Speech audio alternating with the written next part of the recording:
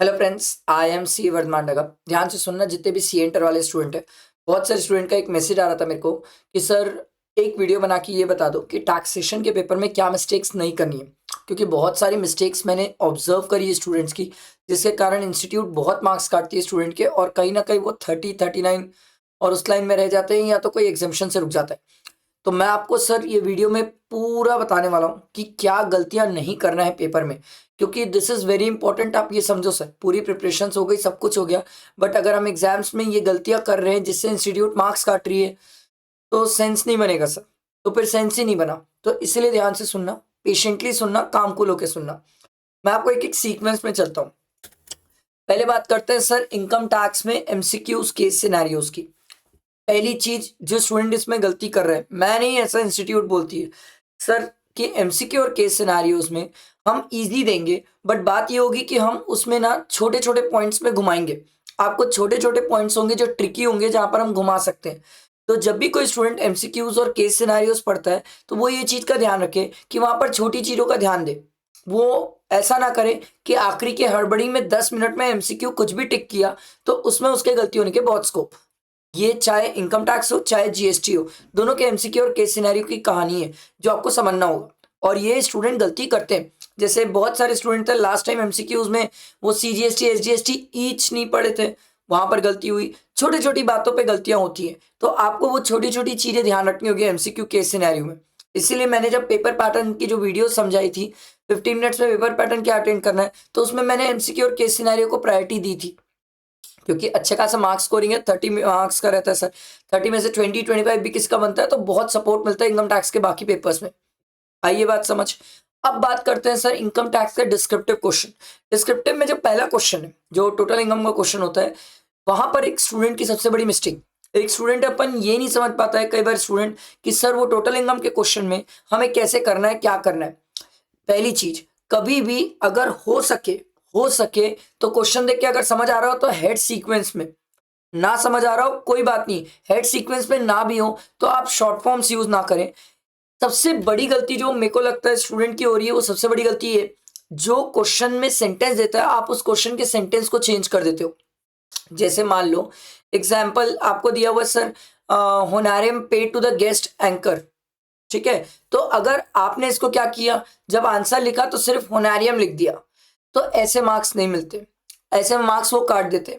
बहुत सारी इंपॉर्टेंट चीजें जो ये आपको ध्यान रखनी चाहिए।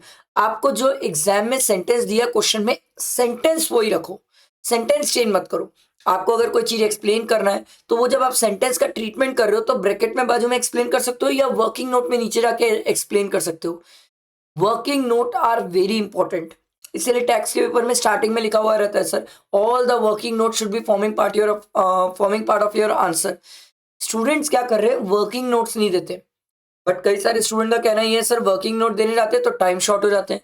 आप एक काम करो, आई एम नॉट सेइंग एकदम अति में वर्किंग नोट्स दो, जो लग रहा है आपको कि इंपॉर्टेंट है उनके वर्किंग नोट्स दो। अगर आप मैनेज कर सको टाइम और इफिशिएंट हो तो मैं तो बोलूंगा हर चीज के वर्किंग नोट्स दो, क्योंकि इंस्टीट्यूट का कहना ये है कि जो पर्सन जितना अच्छा वर्किंग नोट्स के थ्रू हमें एक्सप्लेन करेगा हम उसे उतने मार्क्स देंगे। बट इट डजेंट मीन कि आप सिर्फ वर्किंग नोट के कारण पूरा पेपर ही छोड़ दो। तो ये चीज का भी ध्यान रखना होता है। Presentation very very important sir, presentation matters a lot. आप जो पांचों हेड कैलकुलेट करते हो, टैक्स लायबिलिटी कैलकुलेट करते हो, वो प्रेजेंटेशन मैटर करता है सर। बहुत सारे स्टूडेंट है जो रफ प्रेजेंटेशन करते हैं, फिर वो उम्मीद करते हैं कि पूरे मार्क्स मिले ना, प्रेजेंटेशन अच्छा होना चाहिए, प्रॉपर होना चाहिए, सामने वाले को समझ आना चाहिए सर कि क्या लिख रहे हो आप। नहीं समझ आएगा तो वो आपको मार्क्स कैसे देगा। पता है एक बहुत अच्छी कहावत है और ये इट ट्रूली अप्लाइज। अगर आपने ये मान लिया एग्जामिनर सब कुछ समझ जाएगा तो आपकी क्वालिटी ऑफ आंसर्स गंदे हो जाएंगे। और अगर आपने मान लिया कि एग्जामिनर कुछ नहीं आता, उसको वो गधा है, मुझे उसको सब चीज बतानी है, तो आपका जो quality of content presentation and answer writing है ना, वो बहुत अच्छी हो जाती है। ये सबके साथ होता है, तो ये चीज का ध्यान रखना। उसके बाद बात आती है डिस्क्रिप्टिव में, आगे बढ़ते हैं जो इनकम टैक्स के ऑप्शनल क्वेश्चंस होते हैं। इंस्टीट्यूट का एक क्वेश्चन है, इंस्टीट्यूट बोलती है why students are not attending that question in which they are best. Students क्या करते हैं, अपने बेस्ट वाले क्वेश्चंस को या तो एकदम एंड में कर देते हैं या तो वो कहीं बीच में छोड़ देते हैं। ऐसे नहीं करना है। सर अगर कोई क्वेश्चन अटेंड कर रहे हो, जैसे मान लो मेरे को 2 3 4 है, मेरे को 2 और 4 आता है, 3 नहीं आता, 2 और 4 में भी 4 ज्यादा बेटर आता है, 2 कम आता है, तो मैं 4 पहले अटेंड करूंगा। 4 जब मैं अटेंड करूंगा तो 4 का ए और बी साथ में होगा। बहुत सारे स्टूडेंट ए लिखते हैं, बी साथ में नहीं लिखते, क्यों? बी के लिए पेज छोड़ दो, नहीं होगा, बाद में याद नहीं आएगा तो काट देना उस जगह को, प्लीज टर्नओवर लिख देना। बट सर ऐसा नहीं है कि आपको वो जगह मतलब आपको जगह ही नहीं छोड़नी है। कई स्टूडेंट क्या करते हैं, 4th का ए अटेंड कर लेते हैं, 2 का बी अटेंड कर लेते हैं, उसके बाद 4th का बी करते हैं। आप ये सब करोगे तो एग्जाम में मार्क्स नहीं आएगा, वो चेक ही नहीं करेंगे। एक्स्ट्रा क्वेश्चन अटेंड करोगे तो उनकी लिबर्टी कि जो क्वेश्चन उनको जमेगा वो उसको काट देंगे। तो ये कुछ बातें अगर आप छोटी छोटी ध्यान दोगे ना तो बहुत अच्छे से पेपर बन जाएगा आपका। ठीक है, इसीलिए तो मैंने बोला था एग्जाम में जाने से पहले आप एक बार लिखो, टेस्ट दो, तो आपको कई सारी चीजें अंडरस्टैंड होती है, समझ आती है कि हाँ ये ऐसा हो रहा है, ये ऐसा प्रेजेंटेशन हो रहा है, क्या गलत हो रहा है, कहाँ वर्किंग नोट दे पा रहा हूँ, नहीं दे पा रहा हूँ, ये सब चीजें हमें समझ आती है। टोटल इनकम का जो क्वेश्चन होता है ना वो काफी बड़ा होता है, उसमें ना आप चाहो तो 1 2 पेज में सॉल्यूशन 3 पेज तक लेके जाओ, कोई ऐसा दिक्कत नहीं है। वर्किंग नोट सेकंड पेज के बाद लिख लो, ऐसा कोई दिक्कत नहीं है, पाप नहीं है सर। जगह छूट जाएगी उससे कोई पाप नहीं होगा, जगह नहीं छूटेगी तो दिक्कत हो जाएगी सर, क्योंकि फिर आप प्रेजेंट कैसे कर पाओगे, ये चीज का समझ के चलना। अब बात आती है जीएसटी में। जीएसटी में जो मुझे लगता है कि सर एमसीक्यूज डैम इजी आने वाले, एमसीक्यू और केस सिनेरियो आपसे आराम से बनेगा, don't be pressurised. Income tax में मान सकता हूँ एमसीक्यू केस सिनेरियो में इंस्टीट्यूट थोड़ा सा घुमा देती है, बट जीएसटी में ये बात नहीं आती है। जीएसटी में इजी आएगा, बट मैं आपको बता रहा हूँ जीएसटी में वो घुमाएंगे किस वर्ड्स पे पता है, छोटे छोटे वर्ड्स पे घुमा देंगे। आपको वो घुमाने के वर्ड्स ढूंढेंगे कि सर इस क्वेश्चन में प्लेस ऑफ सप्लाई बताओ, वैल्यू, सब्सिडी, रिवर्स चार्ज, छोटी छोटी बात में घुमा सकते हैं। बाकी एमसीक्यू और केस सिनेरियो जीएसटी का इजी आएगा। अब बात आती है डिस्क्रिप्टिव में। जीएसटी का जो पहला क्वेश्चन होता है डिस्क्रिप्टिव का, उसमें स्टूडेंट एक चीज गलती करता है, मैंने बहुत कॉमन देखा है सर। क्या होता है, वो जो डिस्क्रिप्टिव बड़ा क्वेश्चन होता है उसमें कई बार एग्जाम्पशन भी होती है, टाइम ऑफ सप्लाई भी होता है, वैल्यू भी कई बार आ जाता है, कई बार उसमें प्लेस ऑफ सप्लाई का भी पॉइंट रहता है, उसमें बहुत सारे पॉइंट उन लोग कनेक्ट करके पूछते हैं। एक स्टूडेंट क्या करता है, उस क्वेश्चन में अगर कोई पॉइंट है जिसका वो ट्रीटमेंट कर रहा है, तो वो पहली सबसे बड़ी गलती ये करता है कि वो उसका वही ट्रीटमेंट करता है जितना उसमें लिमिटेड हो। मतलब मान लो अगर कोई पॉइंट है जो एग्जाम्पशन से रिलेटेड है, तो स्टूडेंट की सबसे बड़ी गलती क्या होती है, वो पॉइंट को वो क्वेश्चन में आंसर में लिखता ही नहीं है, उसको लिखता ही नहीं है, वो डायरेक्टली वर्किंग नोट में जाके लिख देता है कि ये पॉइंट एग्जेम्प्ट है। सर आपको क्या करना चाहिए, आंसर में वो पॉइंट लिखो, बाजू में एग्जेम्प्ट लिख लो, या वहीं पर रीजन लिख लो, या वर्किंग नोट में वहां लिख दो वर्किंग नोट नंबर 1 और फिर वर्किंग नोट में जाके एग्जेम्पशन का रीजन दे दो। अगर आप ये वर्किंग नोट्स प्रेजेंटेशंस नहीं करोगे, आप बोलोगे सिर्फ हम सेंटेंस लिख दिया और डैश कर दिया और एग्जाम लिख दिया और आपको मार्क्स दे दे, नहीं देगा मार्क्स। टेक्स्ट के पेपर में दे आर स्ट्रिक्ट चेकर्स, वो चेकिंग ही वैसी करते हैं, उनका माइंडसेट ही वैसा डेवलप है कि टेक्स्ट के पेपर में वो इधर उधर से मार्क्स काटने की जगह ढूंढते हैं। तो अगर हमें वो सब गलतियां नहीं करना है, छोटी छोटी गलतियां नहीं करोगे, आप विश्वास करो ये छोटी छोटी गलतियां ना 4 5 मार्क्स वेरी कर देती है सर। कईयों की एग्जाम्पशन, कईयों का पास होना, इस पे बहुत कुछ डिपेंड कर जाता है, एग्रीगेट भी डिपेंड कर जाता है। तो ये छोटी छोटी चीजें आपको ध्यान रखनी है। जीएसटी का डिस्क्रिप्टिव पहला क्वेश्चन बना है, उसमें एक बात ध्यान रखना, और ये पूरे इनकम टैक्स पेपर के लिए ध्यान रखना, मैं ये एक मस्त वाली बात है, ये याद आई तो मैं बताता हूं आपको। एक बात याद रखना, जो हमें क्वेश्चन में बोल रहा है एट द एंड हमें वो लिखना होता है। जैसे मान लो जीएसटी का पहला क्वेश्चन डिस्क्रिप्टिव बना रहा हूं, उसमें मुझे पूछा what is the net GST payable, है ना, तो मुझे क्या करना चाहिए, पूरा क्वेश्चन मैंने सॉल्व कर लिया, सब कर लिया, सब लिखा लिया, आखिरी में ना एक लाइन पे लिख देना चाहिए net GST payable is this much, और उसको बॉक्स में कर देना चाहिए। क्यों?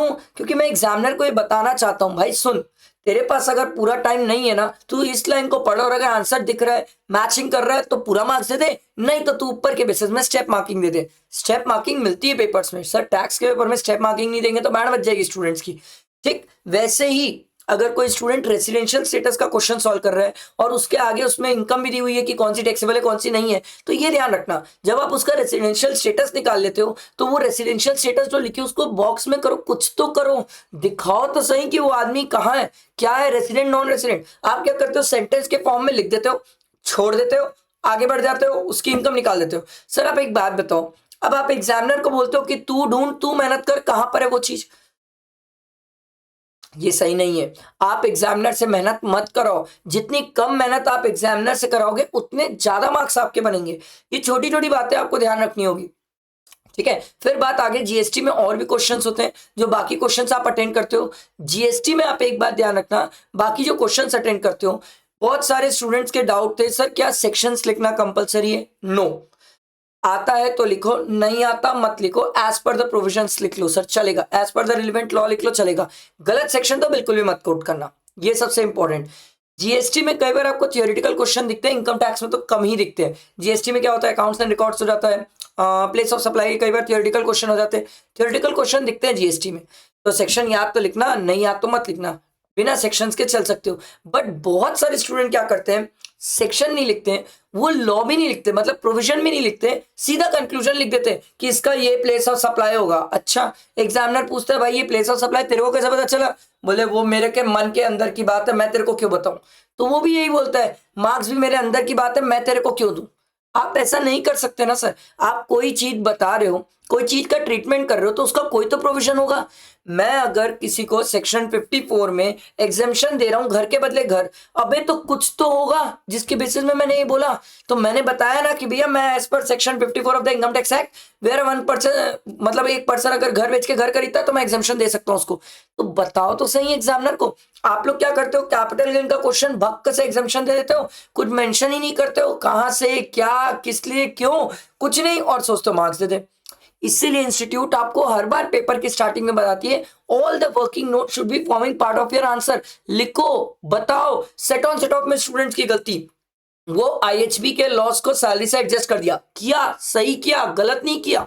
अरे मेरे बाप, बता तो सही कि आईएचपी का लॉस सैलरी से एडजस्ट हुआ है, वहां पर लिखा करो, बाजू में ब्रैकेट में लिख लो कि IHP loss has been set off from salary. नहीं लिखोगे, एग्जामिनर को क्या पता, एग्जामिनर को लग रहा है ये तो प्लस माइनस खेल दिया, जो हुआ खेलते चले गया प्लस माइनस में, आखिरी में आंसर टैली कर गया, क्योंकि कई बार सेट ऑन सेट ऑफ में आखिरी आंसर तो टैली कर जाता है, बट ट्रीटमेंट सही नहीं होते।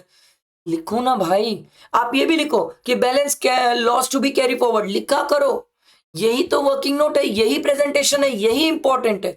आप पढ़े अच्छी बात, लिखे अच्छी बात, पर सही नहीं प्रेजेंट किए तो गंदी बात। फिर आप जितना भी कर लो सब मार्क्स कम हो जाएंगे सर। वो आपको जो 6 मार्क्स के क्वेश्चन है जिसमें उसको आपको 5 देना चाहिए, वो 4, 3, 2 में उतर जाता है। बहुत सारे लोगों की पेपर्स मैंने एनालाइज किए, इंस्टीट्यूट ने इसीलिए मार्क्स काट दिया, आए बाय मार्क्स काटे स्टूडेंट्स के। क्यों? Presentation not proper, working note not proper, क्या बोलते हैं, आंसर्स करेक्ट नहीं है, और उसके बाद कई लोगों की ये चीजें सही है तो सर चीजें इंस्टीट्यूट को मिल नहीं रही है। इंस्टीट्यूट बोलती है भाई उस क्वेश्चन का पॉइंट ट्रीटमेंट अलग है, वर्किंग नोट अलग जगह है, अलग अलग जगह कर रहा है, हम ढूंढ रहे हैं कहां पर क्या है। कई स्टूडेंट शुरू के 2-3 क्वेश्चन, मैंने आपको बोला है हमेशा अच्छा प्रेजेंट करना, स्टूडेंट 2-3 क्वेश्चन शुरू में ही इतना वाहियात अटेंड कर देते हैं कि जो चेकर है अरे उसका मन ही खत्म, वो आदमी फिर बाय अंडरस्टैंड चेक करता है। आप शुरू के 2-3 क्वेश्चन अपना बेस्ट दो ना, आप बताओ उसे कि मैं पढ़ के आया हूं, मैं बेवकूफ नहीं हूं। आप उसको शुरू में ही बता, मैं गधा, मुझे कुछ नहीं आता टेक्स्ट में, तू देख ले जो तेरे को देना है, तो फिर वो फिर अपने हिसाब से चेक करता है सर। ये मैंने इंस्टीट्यूट बोलती है, शुरू के 2-3 क्वेश्चन के बेसिस में हम स्टूडेंट को जज करते, तो आप उसको अपने आप को गंदा जज करने क्यों देते हो? आप जीएसटी बनाओ कोई दिक्कत नहीं, आप इनकम टैक्स बनाओ कोई दिक्कत नहीं, आप जो बना रहे हो बनाओ, पर भैया जो बनाओगे उसको तो अच्छा प्रेजेंट करो। ये बात ध्यान रखेंगे। एक दो चीजें और मेरे को लगती है जो इंपॉर्टेंट है। एक चीज ये इंपॉर्टेंट था कि कभी भी क्वेश्चन में जो चीज बोला है वो एंड कंक्लूजन दिखना चाहिए, ये ध्यान रखना। Handwriting doesn't matter sir, handwriting तो छोड़ दो, हैंडराइटिंग तो छोड़ दो। इंस्टीट्यूट का भी कहना यही है कि स्टूडेंट टाइम मैनेज नहीं करता है, इसलिए उसकी हैंडराइटिंग बिगड़ती है। वो शुरू के 2-3 क्वेश्चन में इतना स्लो रहता है, इतना स्लो रहता है, और बाद में तो भगवान वो क्या ही लिखता है, डॉक्टर भी शायद ही समझ पाए। तो ये ऐसा क्यों करना है सर? आप टेक्स्ट के पेपर में पहले मिनट से मान के चल लो, 5 घंटे का पेपर है, 3 घंटे में बनाना है, तो पहले मिनट से स्पीड रहेगी। आप क्या करते हो, अरे शुरू में आराम से लिखेंगे, फिर जैसे ही 1-1.5 घंटा निकल जाता है, अभी मेरा 1 क्वेश्चन हुआ है, 2 क्वेश्चन हुआ है, भाई पूरा बचा है पेपर, फिर आप अलग ही चलते हो, आपका दिमाग अलग ही चलता है, फिर आप उसमें प्रेशर देते हो, फिर चीजें बर्बाद हो जाती है। तो ये क्यों करना है? हम पहले मिनट से तैयार है, पहले मिनट से दनादन स्पीड में लिखेंगे, हैंडराइटिंग थोड़ी इधर उधर होगी चलेगा, कीवर्ड्स को अंडरलाइन करो, हाईलाइट करो, बॉक्स में डाल दो, बताओ एग्जामिनर को कि मैंने कुछ अच्छा किया है। नहीं बताते हो आप लोग क्या करते हो, ऐसे ही दनादन लिखते हो, छोड़ देते हो। अरे भाई क्यों? आपका बहुत इंपॉर्टेंट है चीजें समझना। आई होप मेरी बातें आपको समझ आ रही होगी। मैंने बहुत सारी इस वीडियो में मिस्टेक्स बताई जो स्टूडेंट करते हैं, क्योंकि मैंने बहुत लोगों के पेपर्स देखे सर, समझे कि लोगों को दिक्कत हो रही है, मार्क्स कट रहे लोगों के, छोटी छोटी जगह पे मार्क्स कट जाते हैं सर, और फिर वो एग्रीगेट या कहीं ना कहीं इफेक्ट कर जाते हैं। आई होप मेरी बातें समझ आई होगी। लाइक करना और ये वीडियो को शेयर करना फ्रेंड्स को। बहुत सारे लोग हैं जिनको टैक्स के पेपर में दिक्कत है। ये वीडियो तो बहुत काम की उनके, बहुत ज्यादा काम की है, बहुत हेल्प करेगी ये वीडियो उनको। ठीक है, चलो टैक्स से रिलेटेड कोई डाउट दिक्कत तो वो आप मुझसे पूछ सकते हो। अच्छे से पढ़ो, टेंशन मत लो, रिलैक्स रहो। मैंने कल ही एक वीडियो बना के समझाया था कि हमें आगे कैसे प्रोसीड करना है, और उस वीडियो के बेसिस में आप प्रोसीड कर सकते हो। ठीक है, चलो थैंक यू फ्रेंड्स।